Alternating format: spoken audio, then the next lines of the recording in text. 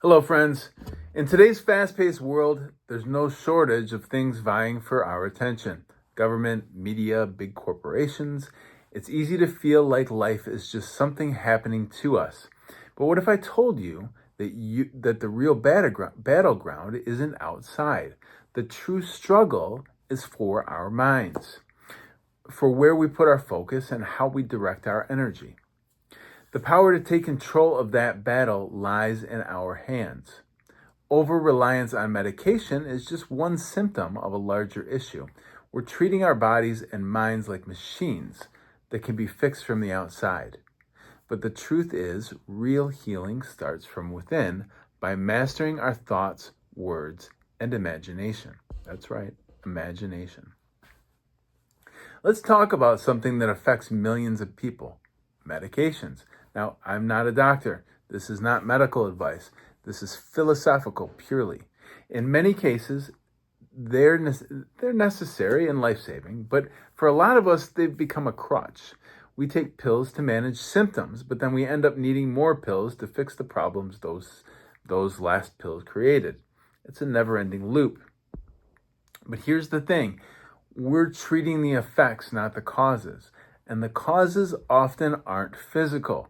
They're mental and emotional. It's not about just healing the body. We have to heal the mind first. That's where real transformation begins. So let's go deeper. I often talk about imagination as the womb of creation. What do I mean by that? It means that everything in our external world starts in the mind. Every idea, every breakthrough, every transformation begins with a single thought, a single image in your mind's eye. And thought is a little bit misleading because thought is kind of tied in our minds to the intellect. And that's not where we're talking about. It's not the intellect. It's the imagination. But here's the issue. Our imagination, the most powerful tool that we have, has been hijacked. That's right, hijacked. Our minds are filled with distractions, fear, and negativity. And when we allow that to dominate our thoughts, we become trapped in a cycle of illness, physical, emotional, and spiritual. So the question becomes, how do we reclaim the garden of our mind and make it fertile for healing? Healing. We have to take personal responsibility for where we put our focus. Think of your mind as a garden. Every thought is a seed. The question is, what are you planting? What thoughts are you watering every day? If you're constantly feeding fear, doubt, or negativity, that's what's going to grow. On the other hand, if you tend your mind carefully, nurturing thoughts of peace, healing, and strength, those are the seeds that will blossom. And this isn't just metaphorical. There's a science behind this. Our thoughts create neural pathways in the brain. The more we think a thought, the stronger that pathway becomes. So if we're constantly focusing on illness, pain, or fear, we're wiring our brains, quite literally, to live in that state. Well, our brains are that programmable. But if we start to shift our focus towards health, healing, and growth, we can retrain our minds. That's where true healing begins. Let me give you a practical example. Imagine someone who's been struggling with chronic illness for years. They've been on medication after medication, each one treating the symptom, but never getting to the root cause. This person starts feeling hopeless, like their body is broken. But then they begin a new journey, not just one of physical healing, but of mental healing, imaginal healing. They start small by paying attention to their thoughts. Every day, each and every day, they journal.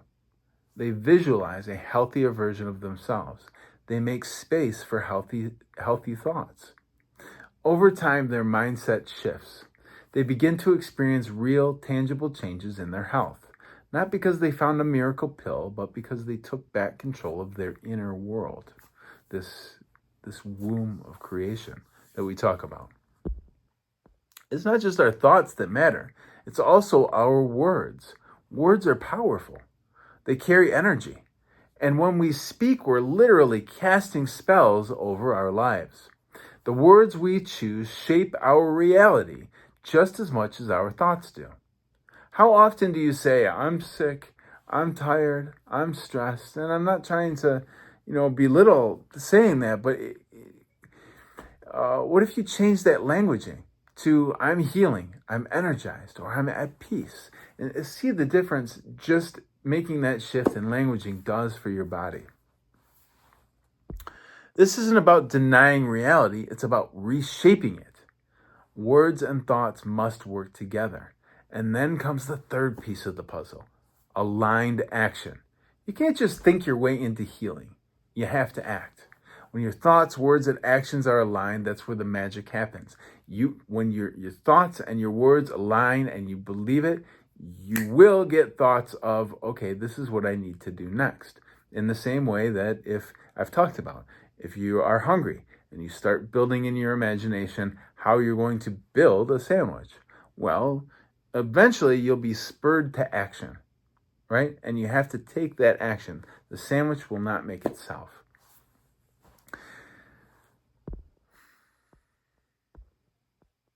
When your thoughts, words, and actions are aligned, this is where the magic happens.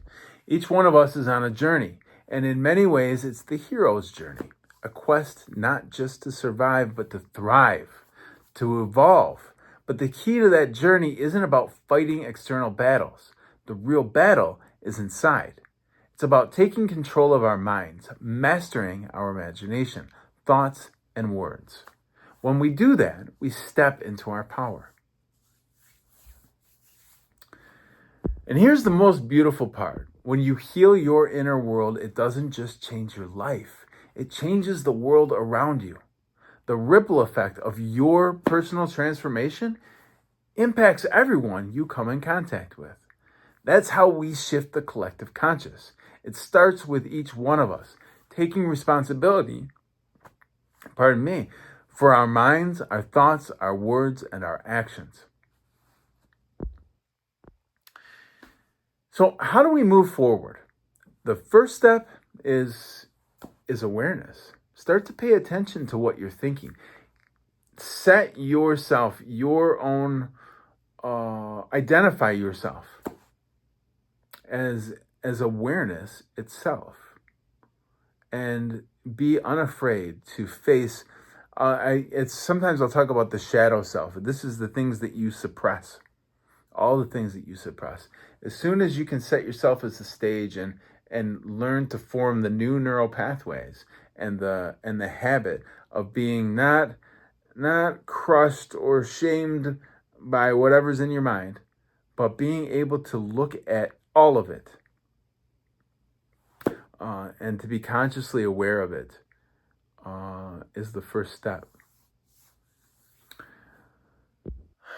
And so start paying attention to what you're thinking and what you're saying and how you're acting. Are all these things aligned with the vision you have for yourself? If not, it's time to make that change. You have to change your thoughts, you have to change your image and you have to change your actions. Remember, the power to create the life that you want begins in your imagination. But it's up to you to take responsibility for that power, to nurture it, to protect it, and to direct it towards what truly matters. So today, I challenge you, clear the distractions, tend to the garden of your mind, and plant seeds of peace, health, and wholeness. Thank you for watching. If this message resonated with you, thank you for watching. If this message resonates with you, don't forget to like, share, and subscribe. If you're ready to dive deeper into this journey of personal transformation, visit my website, ericsmindset.com, for more tools and resources. Check out the Warrior Mindset. It will really put you on the path towards a stoic mindset and do the things that we're talking about to take responsibility for yourself and the world around you. We have to do that. We are responsible for that. Together we can change the world, starting with our minds, our imagination.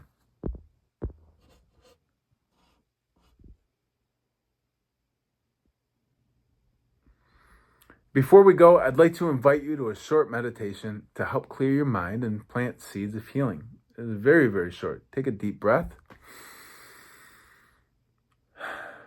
Close your eyes and visualize the garden of your mind. Now go back to this place, this beautiful, beautiful place, this garden of your mind, as much as possible. That symbolic garden, that beautiful garden is what you want. That's enough to focus on, to keep your mind and your emotions and your body and your motivations in the right place. That's all you need. Thank you.